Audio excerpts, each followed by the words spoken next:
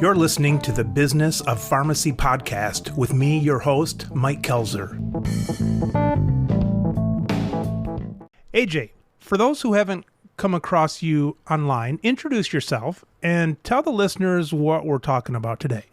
Sure. I'm AJ Loiacono. I am the CEO of Capital RX. We are a pharmacy benefit manager, but also a software company, since technology is at the core of us being able to deliver lower cost as well as better patient outcomes and higher satisfaction for those members. I'm going to give you permission here to talk about some competitors, and we're not going to name them, but here's the question I have. Maybe these PBMs didn't grow technology-wise because they kind of thought it was maybe a pain in the ass and too much investment and all that kind of stuff. What things in particular do they not want to go the direction of better technology because it's less profitable to do some of the things that you're doing? Well, I think the use of technology that certain competitors would not want to explore right away would be things that change the financial model that they benefit from so much. There are some publicly traded healthcare companies that rely 50-60% of their earnings on pharmacy. You just have to Google a large healthcare entity and it'll say things like beat earnings due to pharmacy benefits, lifted by pharmacy benefits. It's almost as if you're an underwriter on the medical side. You'd be like, I'm on a break-even game plan here. You on the pharmacy side, you're the little engine that could keep, pushing our earnings, even though you're disproportionately smaller than medical spend. And so, why do they not invest in these things? We know they're smart. We know they're, yes. As Scott Knorr said from APHA, he said they're geniuses. Now they're evil geniuses, but they're geniuses. And to be fair, I don't use the phrase evil genius. Genius is genius in the sense that, to be fair to a publicly traded company, your primary fiduciary responsibility is to the shareholder. It's subjective, the evil part. And I just want to make this clear. If you're an executive, this is, the hand you have to play. I don't get up in the morning and twirl a mustache and be like, hey, how are we going to do this? Just going to be like, hey, this is how we make money. I need to maximize this for the next earnings. So what makes it very difficult is anything that disrupts control. So the supply chain, once upon a time in the late 90s, early 2000s, the supply chain was controlled by pharma.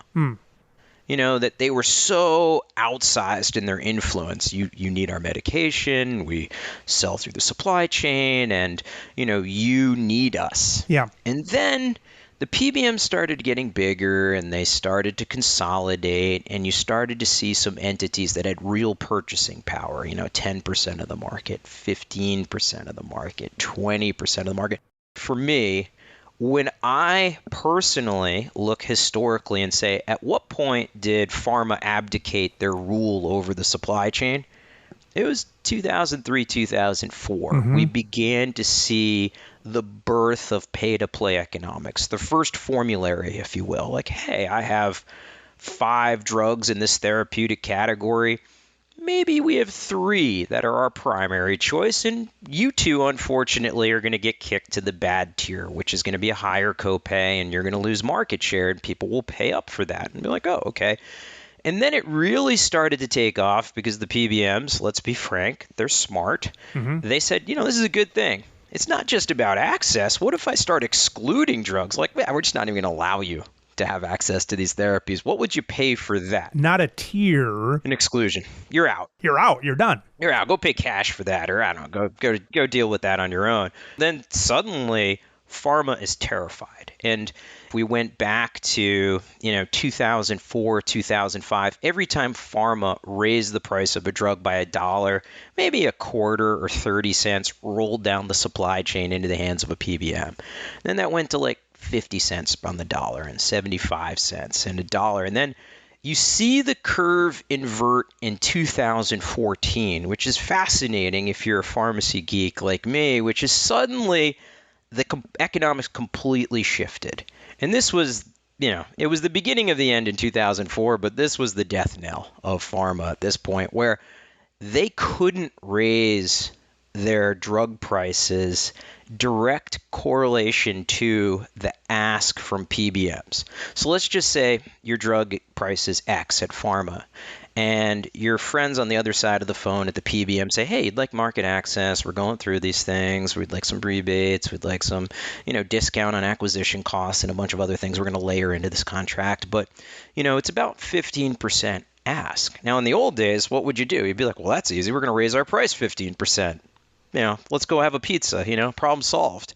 15% ask. Slow that down just a second for me. I always blame it on the listeners, but it's really for me. The 15% ask, give that scenario again. What are you talking about there? So let's just say on drug X, let's just say even numbers, I was getting $100 from you. Going into next year, I want $115. The PBM wants that rebate. Or other incentives. Or discounts or something. Whatever it may be. We don't have to go into the details, but let's just talk gross to net. However they want it. There's a bill. There's a bill. Here's a bill at the end of the day. And so last year it was 100. Now we want 115. Now in the old days, they would be like, oh, I have a solution for this, pharma. We're just going to raise our drug prices. Problem solved. In each transaction, if pharma could raise the price another $15, the insurance itself is paying for the drug, but somehow the PBM has to take off 100. Now they want 115 out of that deal. Exactly right. And this is what's fascinating is it's like, it makes sense. Be like gross to net, like my list price will go up. My net will stay about the same in this scenario, but you start to see this drag where the ask starts to become a little bit higher.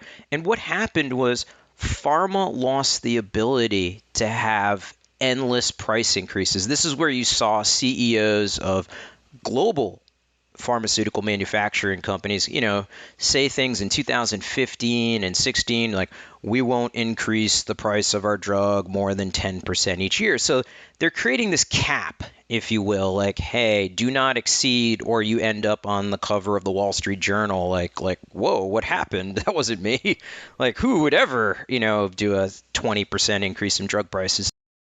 The PBM wasn't telling the manufacturer not to raise the money. It was outrage. It was public outrage. Public outrage. That prevented them from going up easily from adding another 15% to it. I think people started to say, what's the consumer price index? 1-2%, and branded drugs are 14.5%. Like, whoa, like that doesn't sound right. In the meantime, the PBM still wanted their $15 additional, but now pharma, because of press or whatever. Well, there was legislative oversight. There was the media suddenly kind of sticking their nose into things. People for the first time were downloading price lists and looking at them. The PBM wouldn't be against the manufacturer raising the prices. It's all the other stuff that prevented it from going up that 15%. They just want their money. The PBMs at the end of the day are like, my appetite isn't going to go down just because you're having a tough time, pharma. So this is when you see gross to net, global statistics. You'll see in 2014 this number go from like 55 to 53 to 50 to 48 to 46. So it's this slide of gross to net. Define that, gross to net, in our conversation. Gross to net is, let's just say, whatever list price you want to use. We can have an entire discussion on what list price is, but you have a price that you're broadcasting to the world, in the U.S. market, here's our price. And net is less all other things coming off, and these could be everything from rebates to discounts to chargebacks to acquisition cost rights to, take your pick, coupons to, sometimes people even look at manufacturer assistance programs in these, and so, but this is what's taking that price that's being broadcast to what's the reality, less all these other items. So at one point, they were treading water, which was pretty good, but what you've seen over the last, call it 7 years is we call the sliding effect, where suddenly they can't raise the price dollar for dollar with the ask. Now, someone would be saying, I'm oversimplifying things in the supply chain. I'd like to have that debate because I think we would agree what the largest takeaway on gross to net is at this point. So the PBM wants 115. Mm-hmm. The manufacturer in the past could always get it up to 115. Now they can't for all these reasons. People are looking. People are looking. asking questions, And then what in 2014? Well, in 2014, you started to see the inverse. So they couldn't raise the price. So they could be like, the best I can do is I can raise it 10, but I'm giving away 15. Mm-hmm. And then it was like, all right, they want maybe 17.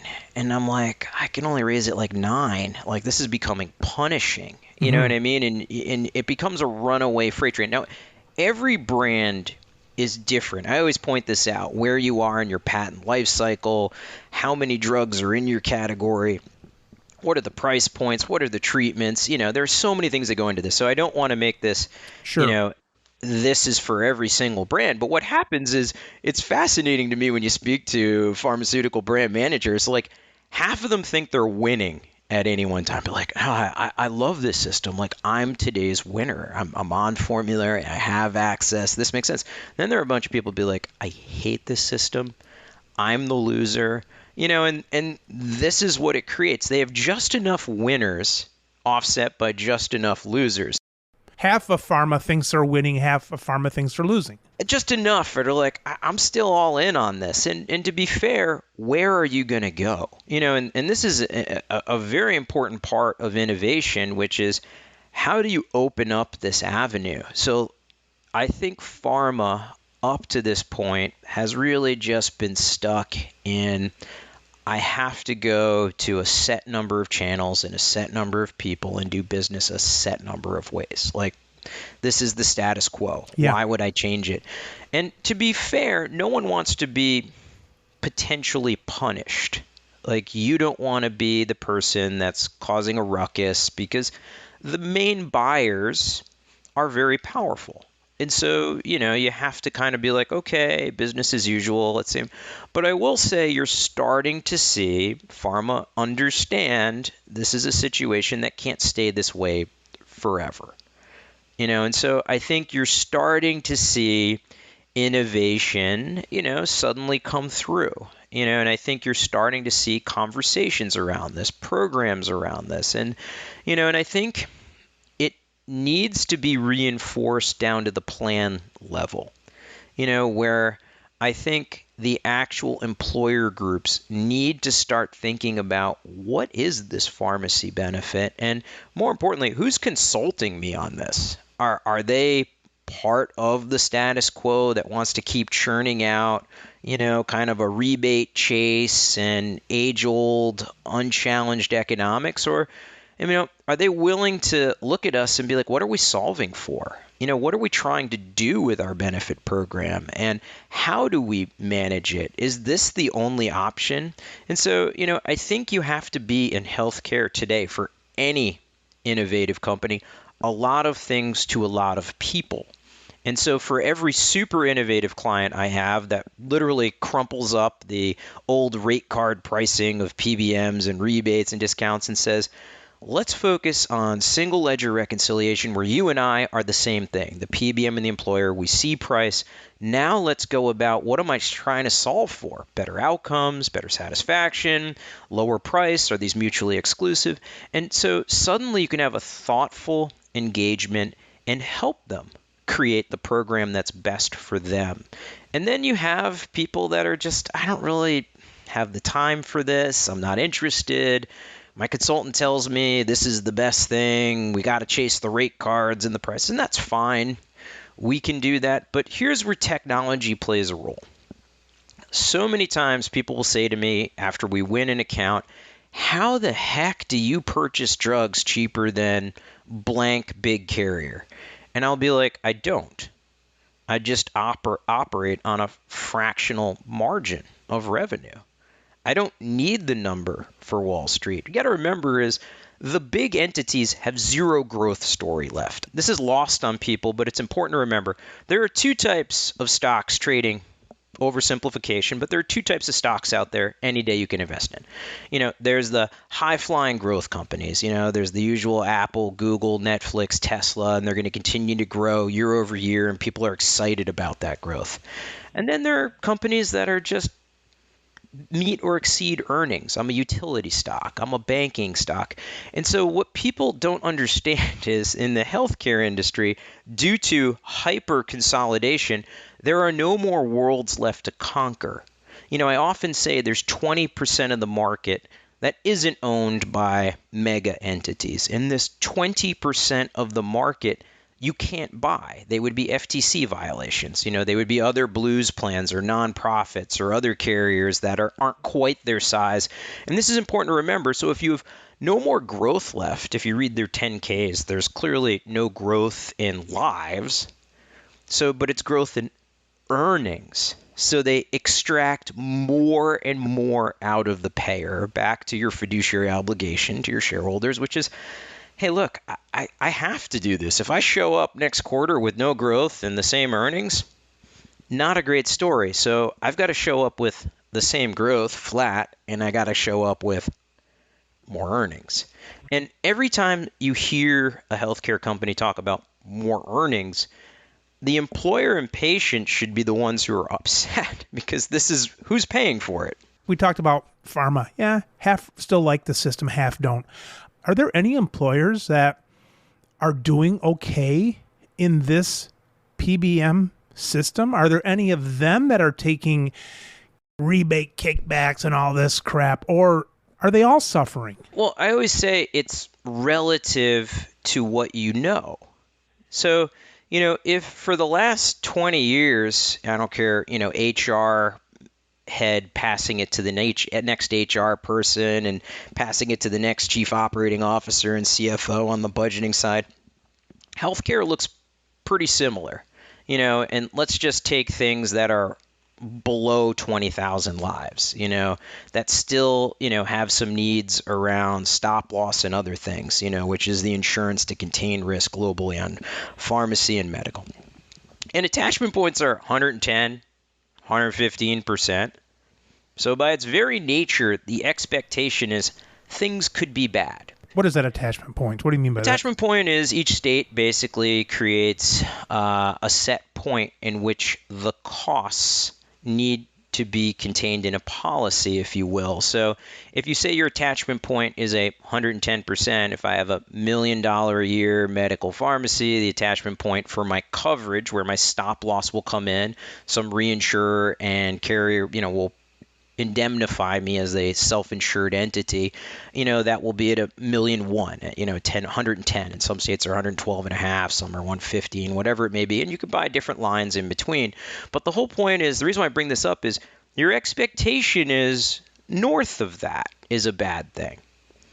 And then you'll hear what we talk about global trend. You'll hear companies will show up with things like, our average trend this year across our book of business was 3%. People will be like, oh, 3%. Like, that's great. That's awesome. Like, this is my expectation. But if gross to net is negative, shouldn't it be negative? And people are like, no. This is what we're selling. And let me tell you, all too often, there are some consultants that jump in that wagon very quickly because I can't tell the difference between them and the PBM because, let's be frank, they've made some good money together.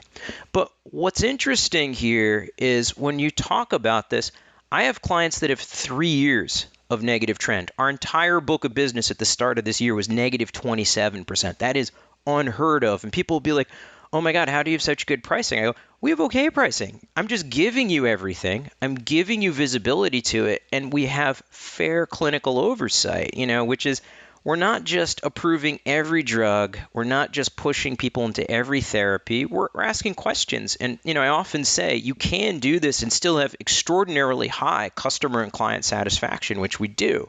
And so why do people think this is okay is because they've been trained by an entire industry that bad begins at 110, 112, 115, and good is +4. So it should be somewhere way below 100. And now it's not only 100, it's above 100, but everybody's sort of okay with that. The entire industry, employers and heads of HR have been trained, which is a bad day is 110, 112, 115 above my attachment point on liability. That is where you don't want to be. Like 110, 112, 115, that's where bad things happen. We're like, whoa. What bad things are happening up there? Your expense is much higher than probably what you told your CFO. You probably told your CFO at the start of the year, let's trend 107% to be safe. But if things go sideways, our stop loss kicks in at 112.5. So on average, it might be 100. Some years we hope to be 90. We're willing to go up to 110. And all of a sudden, everybody's happy at 105. Well, that's what they've been trained for decades, which is your healthcare trend is positive only. It's a target of 3 to 4% according to national averages Going that they up. love to broadcast. Yep, so 103, 104%. And that a bad thing is 110, 112, 115, your stop loss kicked in and you got to deal with something. But the point of it is that's your perception. Your reality is look at us. We're plus 4%. It's a great day. But should it be negative 12? According to my book of business, the answer is yes. We have our insurance guys every year, and they're like, all right, sign this. It only went up 12%. Sign it. And you're like, there's no chance in hell it going down, and they don't even blink, right? I mean, they're just like, there it is. No, they're trained. If your understanding of what is a decent outcome is positive 4 to positive 5, like, okay, good enough, And this is what the expectation is. So when people go out and they look at pharmacy benefits and they engage with consultants, you suddenly get into these really difficult, the analysis around here are my discounts and rebates and schedules. But if you notice, we're not talking about absolute cost. We're just talking about a model of simulation of things that show savings. And no one's, think about whose risk. Is the consultant? No. Is the PBM? No. The payer is at risk. And so the payer is stuck with that bill, be it, 104, 110, 112, whatever it may be. And so what we're trying to point out to people is at the macroeconomic level, drug pricing has gone down multiple years, and that there is a story here, especially if you have, what we would say, sensible oversight on clinical. Your new starts on high cost claimants. If you're taking a rational look at that, and to be fair, a lot of PBMs and carriers don't want to slow down expensive drugs. To be fair, how do you make improved earnings? I mean, generics play a smaller and smaller role each year. Simple molecule really isn't pushing the ship at this point. What is? Biologics, expensive, high-ticket items. You're saying that drug prices or pricing has gone down? Is that because of the good work you're doing, or are you saying in general? In general, gross to net. The big PBMs, at least, are paying less, and so it is going down. It's going down, but the American public may not see that. Gotcha. Because of a system is what I call winners and losers at the register. Here's an important point is, why is it a roulette wheel when I show up at the counter?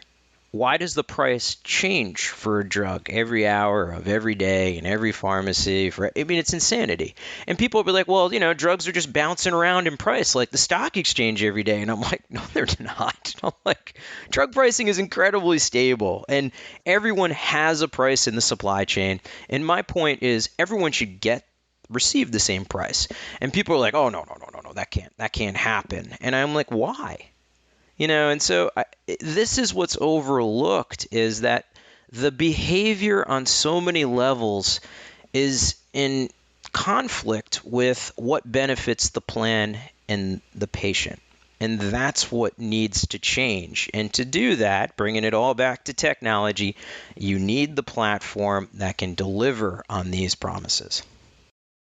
Is it fair to say, not giving the PBMs any benefit of the doubt, that one answer to the question of why they haven't used technology to make things more transparent is because smoke and mirrors can raise profits. Well, sure. I mean, think about it. If everyone has a different price, even people in the same plan, it is very difficult to understand what a real price is or what a fair price is. And this is the argument that a lot of people in healthcare use is like the little patient can't handle all these prices. And I'm just like, just pause for a second and let's just be real, which is the average plan might, and I say this all the time, might have anywhere from 10 to 20,000 unique NDC-11s drugs. You know what I mean? You go into the average supermarket, your stock keeping units are 50 or 60,000. I'm not overwhelmed when little old me walks into a supermarket to pick up my Cheerios or a steak, And then if you look at a big box store, they have hundreds of thousands of items for sale. And again, am I intimidated when I'm buying a pair of flip-flops and popsicles? No, I think these are fair prices. Why do I know they're fair prices? One, we all have the same price when we're walking in the store. Two, buyers and sellers are freely communicating on price. It is just that store and me communicating on price. There isn't somewhere, think about it. If the PBM industry existed in our lives the way they are today, let's just follow me into a supermarket. And I'd be like, oh, I'm about to reach for a box of Cheerios. There's no prices. Well, wait, where are the prices? And suddenly someone comes in and be like, hi, AJ, I'm your shopping assistant, and I can't show you the real price, but understand this is a super low discount.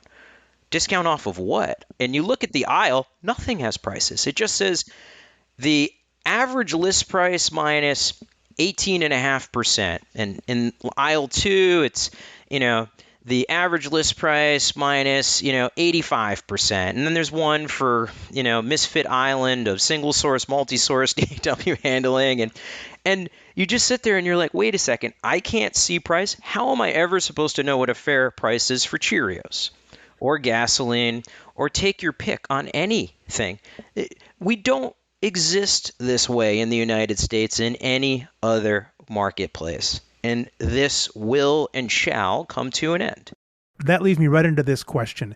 Is there any other industry, or was there any other industry that was even close to this? I was talking to one of my guests, and they were saying that the closest they remember this was back in Wall Street when the publishers of certain editorial pieces were actually owned by these companies, and they were trying to manipulate the general public and so on. Is there any industry that comes to mind that's like this or was even close to this? Well, I think one you could look at from the 80s, which was broken up, which was the telephone industry. Where you had a virtual monopoly and no one knew what a fair price was. And the moment they broke it up, what happened? Like the price of a landline went to zero. If you looked at in the financial industry, once upon a time, if you traded stock with someone, they could keep 10% of the value of the trade. So you trade $10,000, they could keep $1,000 on a trade. I mean, okay. But then companies like E-Trade and Ameritrade showed up and said, I'll do this for $59.95 and $19.95. And then companies like Robinhood show up doing it for $0. And even, large institutions like JP Morgan Chase will trade now for $0. And why? Because that's the fair price for a trade. So when buyers and sellers communicate, things become accessible and simplified through technology. You create market efficiency. The phone bills, I can see, yes, it was a monopoly, but even there, you could pull your statement out that came in the mail and go to your neighbor across the fence, and maybe you all paid the same monthly phone bill, but you knew what it was. And then now with cable or your cell bill, it might get lost in the shuffle and all the taxes and all that BS. But still, if you want to spend a few minutes and talk to your neighbor over the fence, you can still say, oh, you're paying $45, I'm paying $95. But at least you can tell. But the drug ones, you couldn't even tell what you were paying. I think that's the interesting thing is, what you're talking about is the list price for your phone bill, at least didn't change too much. But list is kind of an exercise in perception. But you knew you were paying your phone bill from your checkbook. Ultimately, you knew. Yes. And I think this is part of a system that is broken. I say drug pricing is broken all the time. So drug pricing is the worst. There's nothing you can compare that to that's been so terrible. I find it very difficult, and I think at this point in my life, when I think about how I want to spend my time, is what gets me out of bed early and has me work late every day is I am disgusted by the behavior that goes on in this industry. I don't want to characterize everyone as, being part of the problem instead of the solution. There are other people out there that view it from our lens and want to be helpful and get it. But back to my world of 50-50, it's a coin toss for every person that you find that wants to challenge the status quo and do what's right and rethink the model and, be a force of good. There are people that are like, I like the old world. I make money on it. My channels and resellers make money on it, and we're going to keep making money on it. Have a nice day. With the 50-50, I can see the opaque PBMs maybe being 100-0. I can see maybe insurance sales guy being 80-0. When you talk 50-50, that's the manufacturers you're talking about, because anybody underneath that, the employers and the pharmacies, they're like 0-100. Who's 50-50? Just the manufacturers? I think the entire supply chain. The supply chain, wholesalers and everybody. Wholesalers to hospitals to pharmacies, because even though you may get one pharmacy that sees it the way you do, you got another pharmacy like, not so much. Yep, they've got certain drugs that they're pricing off AWP, paying a percentage of that or something like that. It's okay, is my point, which is, I think what we're just trying to understand, though, is what drives that behavior. And it's self-interest. I mean, it's a very clear answer is how much am I making in this transaction? And so I think that's part of the challenge. And so as you create real financial transparency, single ledger reconciliation, prohibiting people from marking up prescriptions, I think this is where we suddenly get to that efficiency moment. And you can have honest conversations. I mean, think about it. The entire PBM industry today operates its revenue model because people are confused or can't see things, not because of the value you bring to the table. If that was the case, everyone would have the same price and you would have a flat administrative fee. And I often use this as an example. I go, imagine you go to an attorney and you'd like to hire the attorney and be like, oh, I hear wonderful things about you. And I think I use an attorney because obviously they're higher their rate, the more experience they have, so for the attorney that's charging, $2,000 an hour must be the heck of an attorney, which is someone who's charging $200 an hour might be a junior associate who's got a couple years of experience under their belt. But imagine if someone goes to you and says, I'm your attorney, and it's free. You go, oh, okay, that's pretty cool. But I keep stuff in between when I touch certain transactions on your behalf. And I'm like, wait a second. But that's the PBM industry. And you never know how much they're making unless you go through their 10K and look at their quarterly earnings. And you're like, wait a second. You had 9% increase in script volume, but you made 18% more in earnings. Like, how does that work? That math's pretty cool. So it sounds to me, AG, like you're saying, hey, I'm not here trying to say, look at what I'm doing because the other people are so terrible, because 50% think they're terrible and 50% think they're not. What you're saying is, I'm going to clear it up. I'm going to make it transparent. You come and take a look. See what you like. I think that's exactly right. You want to focus on what you're doing better, the tangible results that you have, how you differentiate in the market. And you want to tell that story.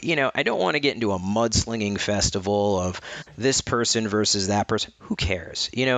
I'm focused on, let's elevate the conversation. Let's focus on what we're supposed to be looking at, which is reduction of cost year over year. Actual cost, not I have smoking hot rates. And, if you actually were to see the rates, they would blind you. I can't tell you how many times I used to get a chuckle out of that. Be like, nobody can see the rates except for me and the burning bush. And I am like, what? It's ridiculous. And I'll be like, and the best part is they sell this nationally, this garbage. And I'm just like, nobody wants to question this in the least bit. So just so I understand your value proposition is there's really no risk on your behalf to sell this product. There's really no risk on behalf of the PBM. And the rates are so good, nobody can see them except the very person who sold me and validates the rates. I mean, it sounds like, almost like a joke, but this is the vast majority of transactions in the United States in healthcare. And it's not just discrete to pharmacy benefits. I'm sure you could get a panel of guests and we could all say the same thing. But I think the point of it is the world is changing in the sense that technology has caught up. People that are willing to leverage technology, people that are willing to approach the market differently and, not be paid because of confusion or conflict, but be paid because you deliver real value and a higher level of service. So AJ, let's say your video guy is walking around and I say, AJ, let's take a video of somebody and their response to this cool technology you have of seeing the transparency of things.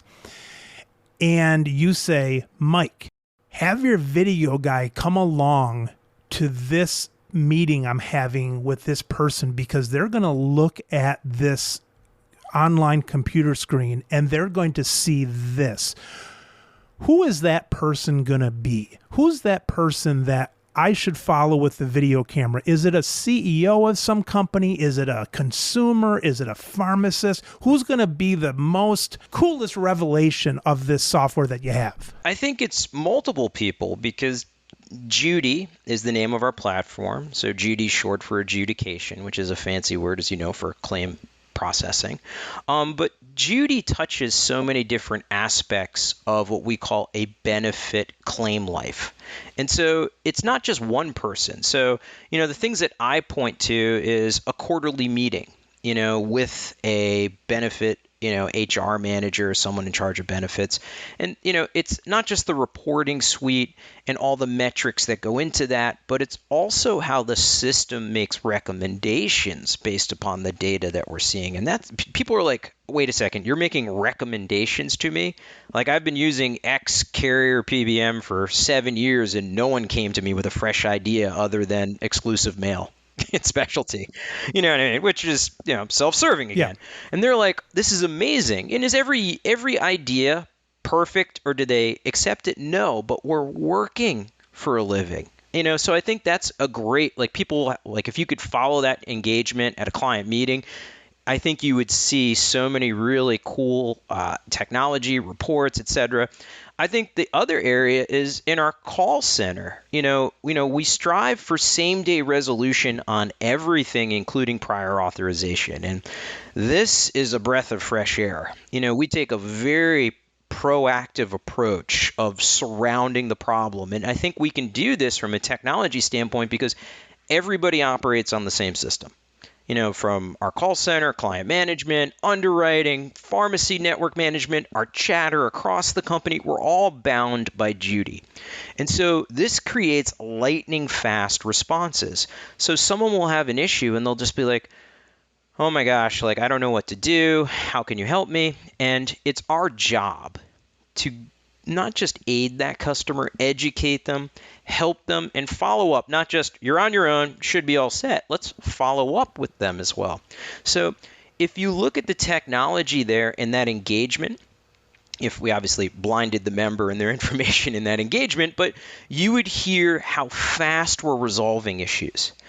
It's not just the technology that's making it fast because you're on the same system. It's because people are all familiar with the Judy nomenclature. Yes, it's written in a natural language framework, and we wanted to make it approachable. So even if a junior call center person who's very green, it makes sense. It's not what we call a code-based system or you need to be a subject matter expert to operate the platform. And this is where we've even seen, not just our entire organization using it, but people from employer groups going on to Judy and being able to do things they never envisioned they could do self-service on. Like, whoa, I could make this change? Be like, yes, if you'd like to, or we can do it for you.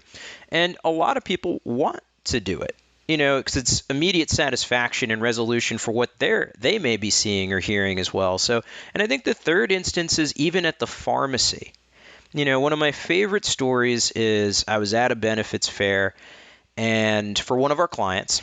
What is that, a benefits fair? A benefits fair is, someone wants to have all of their healthcare vendors in a room from dental to medical to pharmacy benefits and to have them engage with the vendor and learn more. And I like to go to these things because, it's the only way you get to know your customers better and the questions, the members are asking as well as the administrators.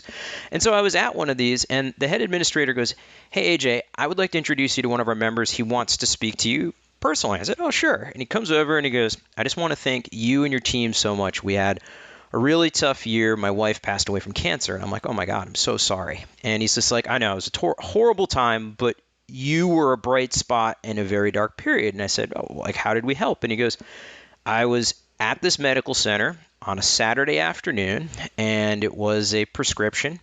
And there were quantity limits in place, but sometimes quantity limits go out the window with oncology, and it needed authorization.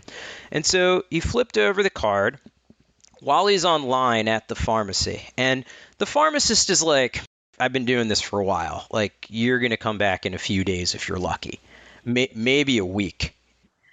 And so this person, flipped over their card, called us. We called the pharmacy, same time, our call center's 24/7, and called, resolved the issue, got back in line in 7 minutes. And the pharmacist is like, "I've been doing this 27 years. I've never seen anything like that before." And so this is where, when you have one platform that's communicating, you have no conflicts of interest within our organization or against our employer or member, and all we want to do is provide the best service and support. This is one of hundreds of experiences that are happening every day, and I point this out. It's so important to remember, which is this unique? No, this is what every customer receives when they work with us. And I think it's putting together a lot of pieces, but from multiple lenses in this claim life cycle, everyone is benefiting from Judy and our philosophy. AJ, I know that you don't like to pick on your competitors too much, but I do. I love nailing these SOB. Let me ask you this. These PBMs, or these insurance companies, on purpose, they make prior authorizations difficult because they're hoping that a percentage of these people go away or die or somehow not get that product because it's going to save the insurance or the PBM money. Is that just evil thinking on my part, or is there a delay on purpose that helps these insurances hold on to their money somehow? Well, I think there are two parts to this to remember. Is they want to create a wall that is high and a moat that is wide to create the perception of a barrier you cannot get around. And why is that? Back to my earlier point. Well, when you go to pharma and you're negotiating on your formulary, and people would be like, "No, I could work around this. I can get in." You want them to be like, "Oh no, there's no way around this thing. I've got to scale the wall and leap the moat to get inside to patient access." So the job isn't to say no. Remember, like I use this statistic, and everyone has their own, is that the industry on average approves 89% of all prior authorizations. Gotcha. So it's not that they're saying no. They just need to create the illusion of, you can't get around me, the PBM. So don't even think about it. This is a high wall and a big moat, and I have guards on every tower. So you have to go through me in my workflow process.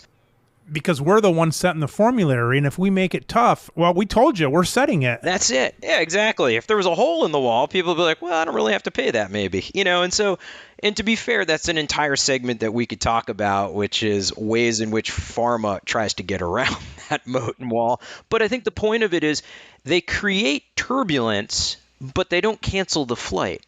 They want people to land because how do I make money? They still want that flow going through. Yes. I want to create the turbulence, but approve the member. And we have the opposite approach, which is there's no turbulence. We want to resolve this in a day if we can. And the whole point of it is we want to educate the patient.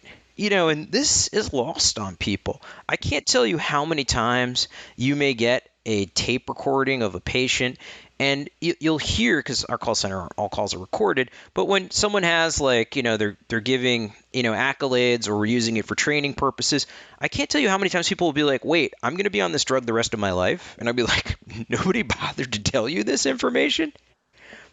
Or that there was another therapy available. You just don't have to go straight to this. Or there might be other ways. And, one of the things that we talk about is health as a therapy, not just prescriptions. And a PBM would never do this. We talk about this all the time. Can I help educate you on other things that you may want to be doing instead of going to this therapy? It's not to say you can't have access. That's not the point. But what we find is we have an access number that's oftentimes 30 to 40% lower than our competitors. And, the great part of it is our customer sat scores are, sky high from a net promoter score. And, our call center sits at I think it's a 56 this week, which is great year to date. The industry average is like a 7 in call centers in healthcare.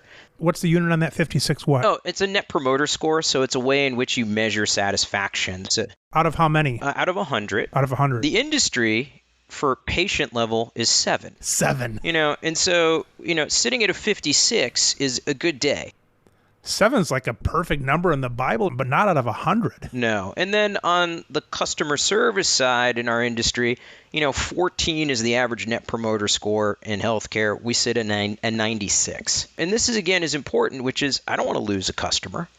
So how do I work with you? How do I understand if should you have an issue or need? And I think this is important. But I think it goes back to your question of how does this industry work? It's this misaligned incentives, and it just brings out the worst in healthcare. When we look at the future of healthcare, back to the 50% we want to engage with, and we have meaningful discussions, and you continue to build this kind of wealth of case studies and references. And I think this is where we're seeing, that momentum for change. And, we're not alone. I point this out. There are so many other entities out there globally in healthcare. It's not just happening in pharmacy benefits that are here to basically challenge that status quo for better outcomes, better cost reduction, and a better service model. The 50%, you're saying because the other 50% don't want you, in theory. Well, they don't want change. They don't want change, rather. Which is like, no offense. I'm on my third beach house with the current plan here, this is okay. I don't, and no one's, and to your point, no one's really complaining because how would they know? They can't see price. They've been trained for decades that this is a cost inflationary item and it's within a certain corridor of acceptance, and that's the norm. It seems to me, AJ, when you go into your customer, and I suppose your customers are employers, right? Yep. When you go into your customer, at least the first year, and you say, I'm going to sell you something, and they're like, okay, and you say this, and they're like, all right, I see this, but how does that compare to what I have?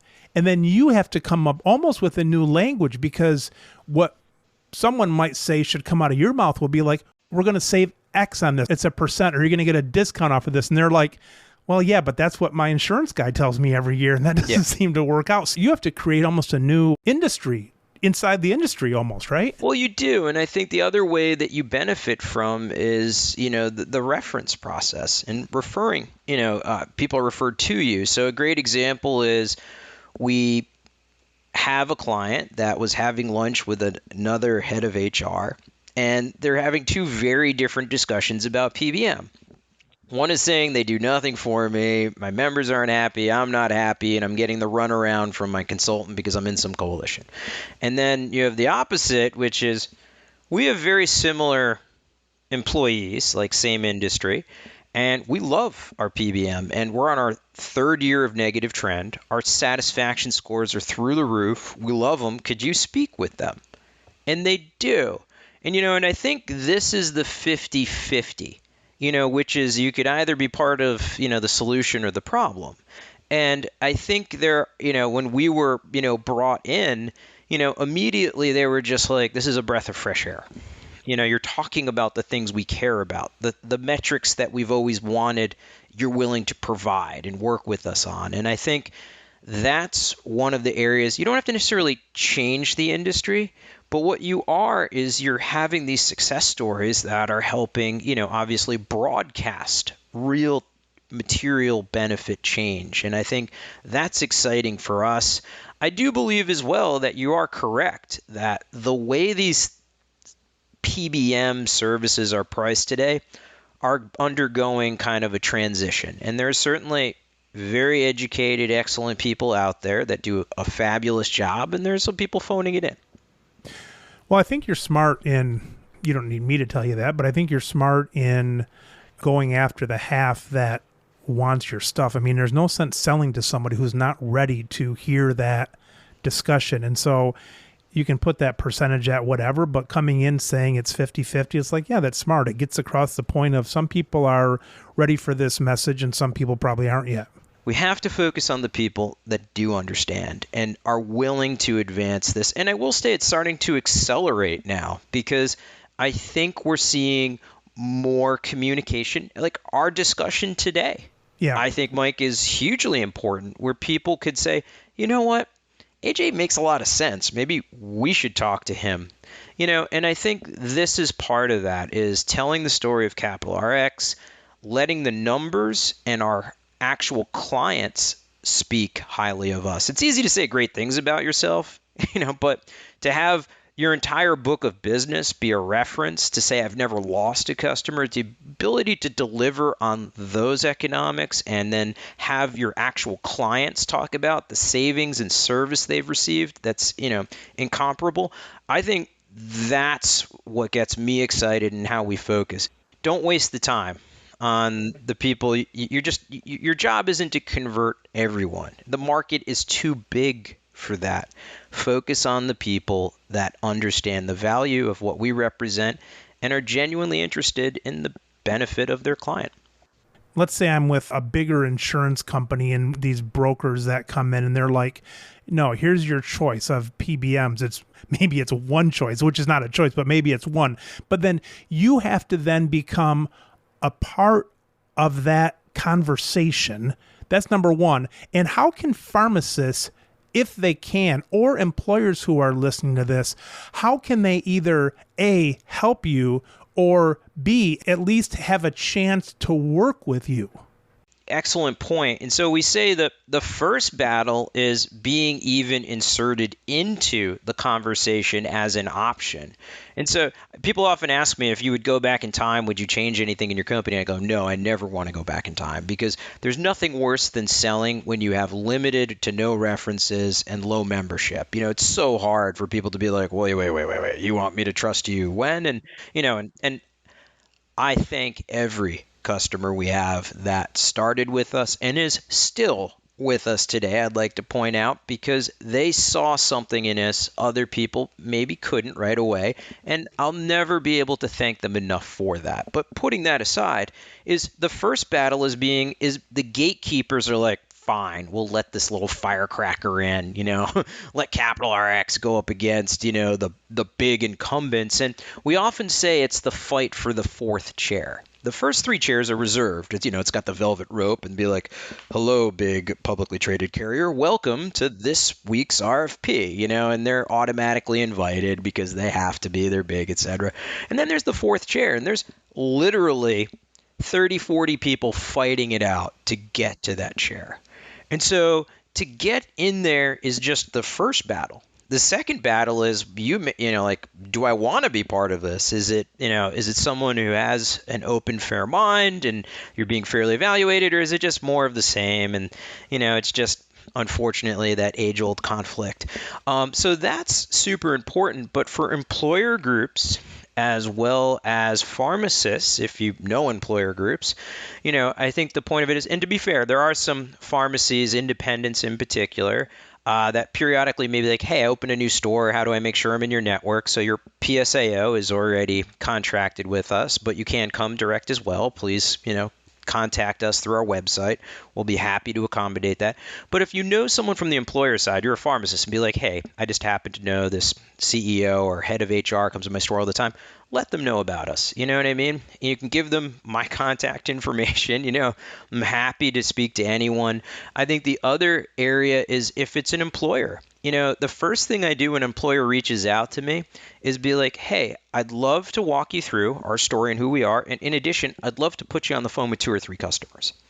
Because I always say, I can say the nicest things about anyone can, but I can't force a self-insured, a self-insured entity is its own thing, and our average customer size, I think this year is 7,500 lives. They're big employers. Try telling a 7,500 life, publicly traded company what to say. That obviously isn't going to fly.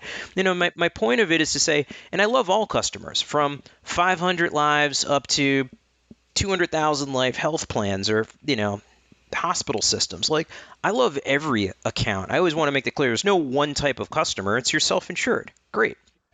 But I want to make this clear is if they would like to, engage with us or have a conversation, I would love to do it. And more importantly, I'd like you to hear from someone who actually uses our service.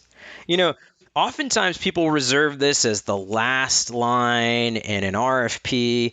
And I'm like, you should be leading with your reputation, not as a, fill-in section in an RFP that might be, looked up. And I think this is critical. So that's how I would say, Mike, is if any pharmacist out there knows a self-insured group, as well as any employer group that's listening, please contact us directly, info at cap-rx.com, and we'll get back to you within 15 minutes because I'm on that mailing list and I go crazy when we do not respond to people in under 15 minutes. Sometimes to these insurances, your brokers that come by, it's like, hey, I want to get Capital RX in the picture. No, we've got these 3. It's like, oh, well, okay, then I'm just going to stall before I do anything for a sec here. Then their ears might perk up a little bit. But you sometimes have to make that second push. Yes. AJ, pleasure talking to you. Mike, this was great. I really enjoyed our conversation. I know that we're not supposed to pick sides here, but I think our listeners, you're going to score well with them instead of the other 50%. The way I look at it as well is we can help each other, which any person that you refer to us, I think they're going to see exceptional savings and service. All right, AJ, take care. We'll keep in touch. Thanks, Mike. Talk soon. Bye-bye. Bye-bye. You've been listening to the Business of Pharmacy podcast with me, your host, Mike Kelzer. Please subscribe for all future episodes.